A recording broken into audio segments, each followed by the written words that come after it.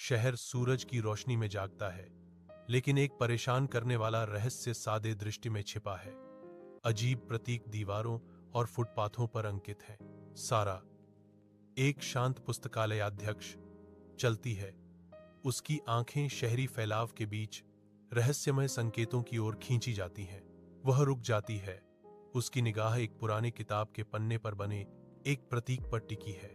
उसके ऊपर एक बढ़ती हुई बेचैनी छा रही है। सारा पुस्तकालय की ओर अपनी यात्रा जारी रखते हुए अजीब प्रतीकों के साथ दृश्य पर आशंका की एक स्पष्ट भावना छा जाती है। शांत पुस्तकालय में सारा की निगाहें प्राचीन पांडुलिपि पर टिकी हुई हैं। उसकी जिज्ञासा उसमें खुदे रहस्यमय प्रतीकों से जागृत होती है। जैसे ही सारा करीब आती है, प्रतीकों में एक अलौकिक ऊर्जा चमकती है।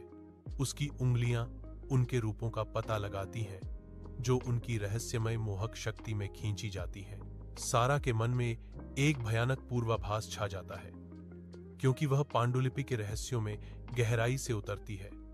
उसके दिल में आसन्न तबाही की भावना रेंगती है।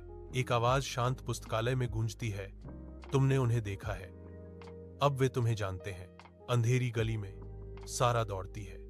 उसकी सांस फटी हुई हांफती है, क्योंकि वह अपनी सीमाओं को आगे बढ़ाती है। वह अजनबी को देखने के लिए संघर्ष करती है, एक आकृति जो आसन्न छायाओं में समा गई है। अजनबी गायब हो जाता है, रात के साथ एक हो जाता है, सारा को अंधेरे में अकेला छोड़ देता है। केवल सारा की बेताब हांफने की गूंज गली में सुनाई देती है, जो उसकी अकेलेपन और डर की एक स्पष्ट याद दिलाती है।